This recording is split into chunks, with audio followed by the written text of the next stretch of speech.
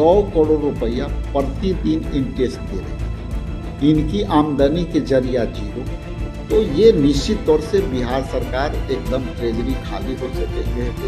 कोई भी व्यक्ति वृद्धा पेंशन देने के पास पैसे नहीं, तो आप देखिएगा पेट्रोल का दाम, डीजल का दाम तुरंत बढ़े, तो ये पब्लिक को दूहेंगे। तिजोरी खाली है और ऐसी उलूल जुलूल कर करके ध्यान भटका करके सरकार चलाते रहें, और आने वाला समय दिवालियापन की तरफ ये बिहार सरकार जा चुकी है। तो ये बात उनको समझ आ गई कि अब यहाँ चलाने को कुछ नहीं है।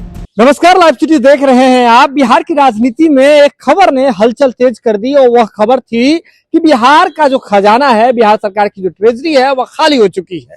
बिहार सरकार प्रतिदिन अपने लिए गए लोन का जो इंटरेस्ट है उसके रूप में 100 करोड़ रुपए प्रतिदिन का भुगतान कर रही है, और इसको लेकर के अब विपक्ष की पार्टियों ने मौजूदा सरकार को घेरना शुरू कर दिया है।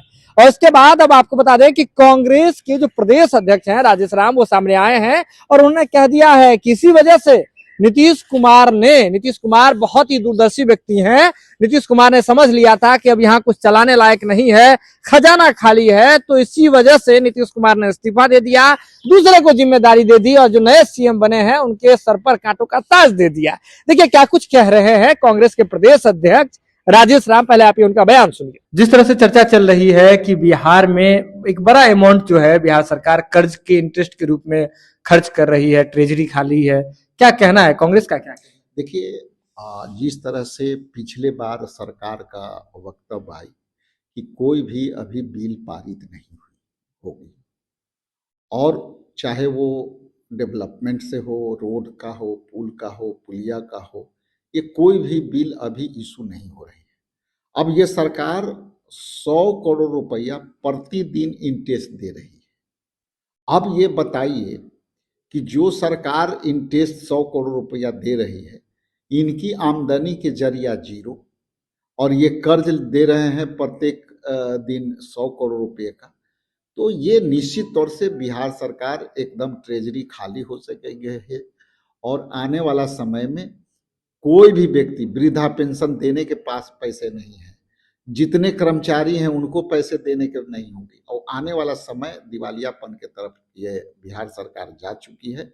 और यही कारण है, परिणाम है कि लगता है कि नीतीश कुमार जी ने ये बातें समझ गई, चूंकि ऐसे भी वो दूरदृष्टि पक्का इरादा वाला आदमी रहे हैं, बीच बीच में इधर उधर करते रहते हैं, तो ये बात उनको समझ आ गई कि अब यहाँ चलाने को कुछ नहीं है, क्योंकि ट्रेजरी खाली है तो सत्ता चलेगी कैसे। इसलिए अपनी इज्जत बचाने के लिए लगता है कि वो कॉम्प्रोमाइज हो गई, इसी वजह से इस्तीफा कॉम्प्रोमाइज कर लिए। चलो ठीक है, तुम बनो, अब तुम संभालो अपना ट्रेजरी को। तो जिस तरह से अभी जो वर्तमान में परिस्थिति बनी है, क्या लग रहा है सरकार इससे कैसे उबर पाएगी? देखिए, सरकार घोटाला, अभी किसी चैनल में ही मैंने देखा था कि जो है बड़ी घोटाला हुआ है स्वास्थ्य विभाग में। वो थर्मामीटर, टेम्परेचर मीटर को खरीदने में 1 करोड़ का एक टेम्परेचर मीटर का बात चल रहा था। तो अभी जब ये बातें आएगी और ट्रेजरी खाली होगी, तो कैसे होता है कि घर में यदि आप कर्जा लिए हैं और कर्जदार के देने के पैसे नहीं हो, तो बहुत सा चीज ऊपर आएगी। तो आने वाला समय में बिहार सरकार को संभालना मुश्किल होगा, क्योंकि जब फाइनेंस नहीं होगा तो जनहित के काम नहीं होंगे, लोगों को सैलरी नहीं मिलेगी। अभी सभी माननीय विधायकों के अब तक पेमेंट नहीं मिले, जो पेंशन भोगी होंगे उनको भी पेंशन अभी निर्धारित नहीं है, खास करके जो एक्स एमएलए हैं और वो लोग हैं, उन लोग को भी पेंशन निर्धारित नहीं है। तो अभी ये बहुत गंभीर विषय होने वाला है। अच्छा, ऊपर से अभी इलेक्शन खत्म होगा बंगाल और तमिलनाडु का, तो आप देखिएगा पेट्रोल का दाम, डीजल का दाम तुरंत बढ़ेगा, कई जरूरी चीजों के वस्तु का दाम बढ़ेगा, तो ये पब्लिक को दूहेंगे। तिजोरी खाली है और ऐसी उलूल जुलूल कर करके ध्यान भटका करके सरकार चलाते रहेंगे। महिला बिल पर पारित है, उस पर ध्यान भटकाने के लिए जबरदस्ती का मुद्दा चलाएंगे, सारा मीडिया का ध्यान उधर, सारे नेताओं का ध्यान उधर। अभी देखिए, पहली बार देखे हैं कि सरकार के लोग रोड जाम करवा करके जो है स्थिति टाउन का खराब किया है, ट्रैफिक जाम। और वही विपक्ष के लोग करेगा, वो करेगा तो मार लाठी ठेठा के गोड़ हाथ तोड़ के भेज देंगे।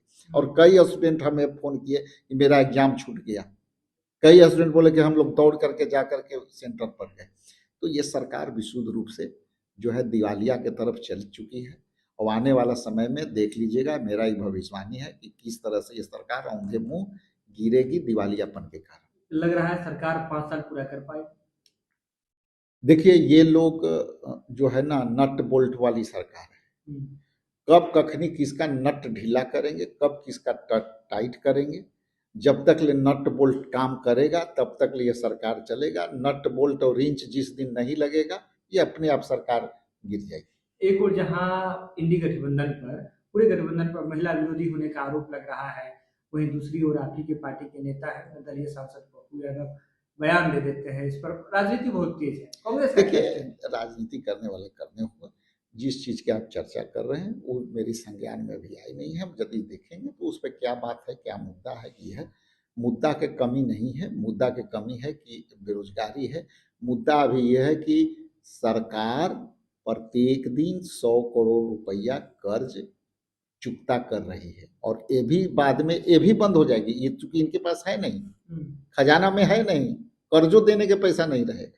तो वीडियो देख लिया आपने, सीधे तौर पर समझिए कि राजेश राम जो कि बिहार कांग्रेस कमेटी के प्रदेश अध्यक्ष हैं, उनका साफ तौर पे कहना है कि बिहार सरकार का खजाना खाली है, सरकार लोन में सब कुछ लुटा रही है, हर रोज 100 करोड़ रुपए का भुगतान लोन के इंटरेस्ट के रूप में कर रही है और ऐसे में जो स्थिति है वह दिन प्रतिदिन बदतर होते जा रही है और ऐसे आने वाले समय में अब कुछ भी नहीं बचना है बिहार में। देखिए जमकर निशाना साधा जा रहा है बिहार सरकार पर। हालांकि बिहार सरकार के जो वित्त विभाग है उसकी ओर से कहा जा रहा है सब कुछ ठीक है, सब कुछ ठीक है, कहीं कोई दिक्कत नहीं है। लेकिन अब बात समझिए कि बिहार में जो ट्रेजरी का जो विषय है, बिहार का जो फाइनेंस है, बिहार का जो खजाना है, इस पर चर्चाएं शुरू हो गई है। राजनीतिक गलियारों में इसको लेकर के गर्माहट तेज हो गई है और सीधे तौर पर आरोप लगा रहा है कि बिहार में फाइनेंशियल मैनेजमेंट पूरी तरीके से गड़बड़ा गया है। सरकार कर्ज लेकर के सामाजिक सुरक्षा पेंशन के तहत लोगों को भुगतान कर रही है।